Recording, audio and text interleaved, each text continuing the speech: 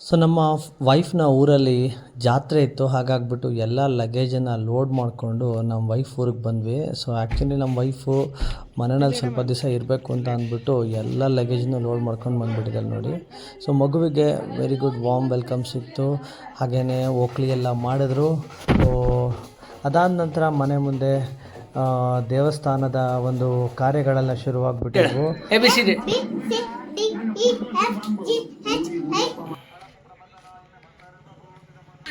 ಸಂಜೆ ಟೀ ಕುಡಿದ ನಂತರ ದೇವಸ್ಥಾನದ ಕಡೆಗೆ ಹೊರಟೆ. ಆ್ಯಕ್ಚುಲಿ ಯಾವುದೇ ರೀತಿಯಾದಂತಹ ಶಾಪ್ಸ್ಗಳೇನಿದ್ದಿಲ್ಲ, ದೇವಸ್ಥಾನ ಹತ್ರ ಮಾತ್ರ 1 ಅಥವಾ 2 ಅಂಗಡಿಗಳಿದ್ವಷ್ಟೇ. ಸೊ ಒಬ್ಬ ಹುಡುಗ ಈ ಲೇಸರ್ ಲೈಟ್ನ ತೊಗೊಂಡು ಹೊಂಟಿದ್ದ, ಭಾಳ ಇಂಟ್ರೆಸ್ಟಿಂಗ್ ಆಗಿ ಅನ್ನಿಸ್ತು. ಸೊ ಸುಮ್ಮನೆ ತೊಗೊಂಡು ನೋಡ್ತಾ ಇದ್ದೆ. ನೀವೇನಾದರೂ ಈ ಥರ ಲೇಸರ್ ಲೈಟ್ನ ಪರ್ಚೇಸ್ ಮಾಡಿದರೆ, ಯಾವಾಗ ಪರ್ಚೇಸ್ ಮಾಡಿದ್ರಿ, ಎಷ್ಟು ದುಡ್ಡು ಕೊಟ್ಟಿದ್ರಿ ಅಂತ ಕಮೆಂಟ್ ಸೆಕ್ಷನಲ್ಲಿ ತಿಳಿಸಿ. ಸೊ ನಂತರ ದೇವಸ್ಥಾನ ಹತ್ರ ಬಂದಂಗೂ ಈ ಥರ ಬ್ಯಾನರ್ಸು ಈ ಥರ ಎಲ್ಲ ಇತ್ತು. ಕ್ರೌಡ್ ಏನು ತುಂಬ ಜಾಸ್ತಿ ಏನಿದ್ದಿಲ್ಲ, ಬಿಕಾಸ್ ವಿಲೇಜಲ್ಲಿ ಇದು ನಡೀತಕ್ಕಂತಹ ಜಾತ್ರೆ. ಓಂ ಅಗ್ರಹೇ ನಮಃ, ಓಂ ಮೃತವರಾಯ ನಮಃ. ನಮಗೆ ದೇವಸ್ಥಾನದ ಗರ್ಭಗುಡಿ ಒಳಗೇ ದರ್ಶನ ಸಿಗೋದಕ್ಕೆ ಚಾನ್ಸ್ ಇತ್ತು. ದೇವರನ್ನು ತುಂಬ ಹತ್ತಿರದಿಂದ ಶೂಟ್ ಮಾಡಿದ್ದೀನಿ. ನೀವು ದೇವರ ದರ್ಶನ ಪಡ್ಕೊಳ್ಳಿ.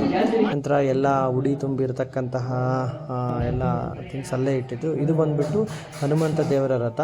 ನಾಳೆ ಬೆಳಗ್ಗೆ ಇದ್ರ ಮೇಲೆ ಹನುಮಂತ ದೇವರನ್ನ ಕೂರಿಸ್ಬಿಟ್ಟು ಊರಿನಲ್ಲಿ ರಥ ಎಳಿತಾರೆ.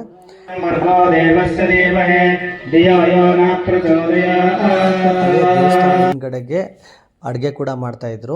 ರಾತ್ರಿ ಎಲ್ಲರಿಗೂ ಇಲ್ಲೇ ಊಟದ ವ್ಯವಸ್ಥೆ ಮಾಡಿದರು. ಬಹಳ ಚೆನ್ನಾಗಿತ್ತು ಆ್ಯಕ್ಚುಲಿ. ಸೊ ಇಲ್ಲಿ ಏನು ಮಾಡ್ತಾಯಿದ್ದಾರೆ ಅಂತ ನೋಡೋಣ ಬನ್ನಿ. ಮಾಡೋಣ ಅಂತ ಇಟ್ಕೊಂಡಿದ್ವಿ. ಈಗ ಪಲಾವ್ ಬೇಡ, ಅನ್ನ ಸಾಂಬಾರು ಮಾಡೋಣ ಅಂತ ಹೇಳಿ ಅನ್ನ ಸಾಂಬಾರು. ಬೆಳಗ್ಗೆ ಅನ್ನ ಸಾಂಬಾರು, ಚಿತ್ರಾನ್ನ, ಪಾಯಸ. ಮಧ್ಯಾಹ್ನ ಬೆಳಗ್ಗೆ ಉಪ್ಪಿಟ್ಟು. ಹೌದಾ? ಉಪ್ಪಿಟ್ಟು ಕೇಸರಿ ಬಾತು. ಎಷ್ಟೊತ್ತು ತಿಂಡಿ? 9 ಗಂಟೆ.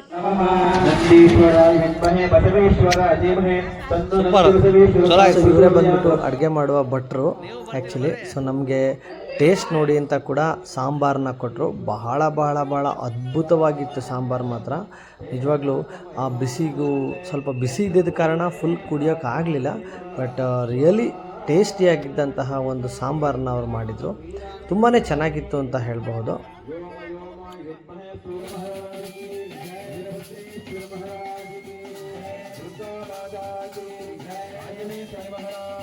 ಸೊ ಈಗ ಪೂಜೆ ಎಲ್ಲ ಮುಗೀತು. ನಂತರ ಎಲ್ಲರೂ ಗುರುಗಳ ಆಶೀರ್ವಾದವನ್ನು ಪಡ್ಕೊಂಡು ಹೋಮಕ್ಕೆ ನಮಸ್ಕಾರ ಮಾಡಿಬಿಟ್ಟು ಊಟಕ್ಕೆ ಹೊರಟರು. ಊಟ ಮಾತ್ರ ತುಂಬ ಅದ್ಭುತವಾಗಿತ್ತು. ಕಟ್ಟಿಗೆ ಒಲೆ ಮೇಲೆ ಮಾಡಿರ್ತಕ್ಕಂತಹ ಅನ್ನ ಸಾಂಬಾರು ಪ್ರಸಾದ ನಿಜವಾಗ್ಲೂ ಬಹಳ ಅಲ್ಟಿಮೇಟ್ ಟೇಸ್ಟಿಯಾಗಿತ್ತು ಅಂತ ನಾನು ಹೇಳಿದೆ. ಸೊ ನೀವೇನಾದರೂ ಈ ಥರದ ಪ್ರಸಾದವನ್ನು ಸ್ವೀಕಾರ ಮಾಡಿದರೆ ಹೇಗಿತ್ತು ಅಂತ ಅಂದ್ಬಿಟ್ಟು ಒಂದು ಕಮೆಂಟ್ ಸೆಕ್ಷನಲ್ಲಿ ತಿಳಿಸಿ. ಹಾಗೆಯೇ ಊಟ ಮುಗಿಸ್ಕೊಂಡು ಮನೆಗೆ ಹೋಗಬೇಕಾದ್ರೆ ರಸ್ತೆಯಲ್ಲಿ 50 ರೂಪಾಯಿ ನೋಟ್ ಸಿಕ್ತು. ಅದನ್ನ ಹನುಮಂತ ದೇವರಿಗೆ ಹುಂಡಿಗೆ ಹಾಕ್ಬರೋಣ ಅಂದ್ಬಿಟ್ಟು ವಾಪಸ್ ದೇವಸ್ಥಾನದ ಕಡೆಗೆ ಹೊರಟ್ವಿ. ಸೊ ಈಗ ನೀವು ನೋಡ್ತಾ ಇದ್ದೀರಲ್ಲ, ಟ್ರ್ಯಾಕ್ಟರಲ್ಲಿ ಹನುಮಂತ ದೇವರಿಗೆ ಹಾರವನ್ನು ತೊಗೊಂಡು ಬರ್ತಾ ಇದ್ದಾರೆ. ಸೊ ಈಗ ರಥೋತ್ಸವವನ್ನು ನೋಡೋಣ ಬನ್ನಿ ಯಾವ ಥರ ಇದೆ ಅಂತ.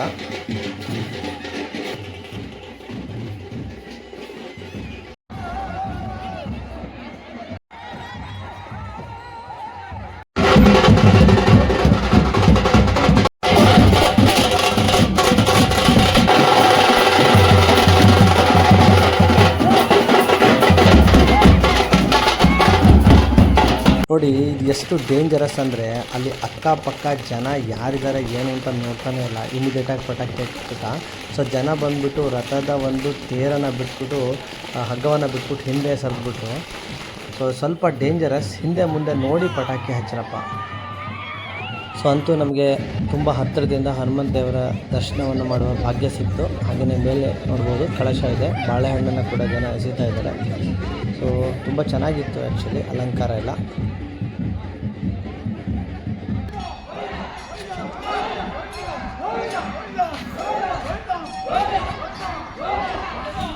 ಸೊ ರಥ ಬಂದುಬಿಟ್ಟು ಈಗ ದೇವಸ್ಥಾನದ ಹತ್ತಿರ ಬಂದು ನಿಂತಿದೆ. ಸೊ ಜನ ಎಲ್ಲ ಬಂದುಬಿಟ್ಟು ಹಣ್ಣು ಕಾಯಿ ಎಲ್ಲ ಮಾಡಿಸ್ಕೊಂಡು ಹೋಗ್ತಾ ಇದ್ದಾರೆ. ನಾವು ದೇವರ ದರ್ಶನ ಪಡ್ಕೊಂಡ್ವಿ, ಭಾಳ ಚೆನ್ನಾಗಿತ್ತು.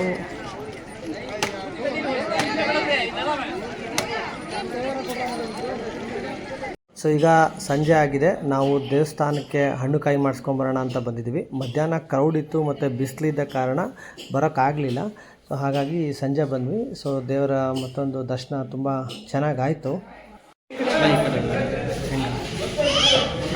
ನೋಡಿ ಹನುಮಂತ ದೇವರಿಗೆ ಎಷ್ಟು ಚೆನ್ನಾಗಿ ಅಲಂಕಾರ ಮಾಡಿದ್ದಾರೆ. ಸೊ ಈ ಒಂದು ಎಳೆಯ ಹಾರವನ್ನು ಮನೆಯಿಂದ ಮಾಡ್ಕೊಂಡು ಬಂದ್ವಿ, ನಮ್ಮ ಮನೆಯವ್ರು ಮಾಡಿದ್ರು ಆ್ಯಕ್ಚುಲಿ. ಸೊ ಅದನ್ನ ಹನುಮಂತ ದೇವರಿಗೆ ತುಂಬಾ ಚೆನ್ನಾಗಿತ್ತು actually. Overall event was very nice.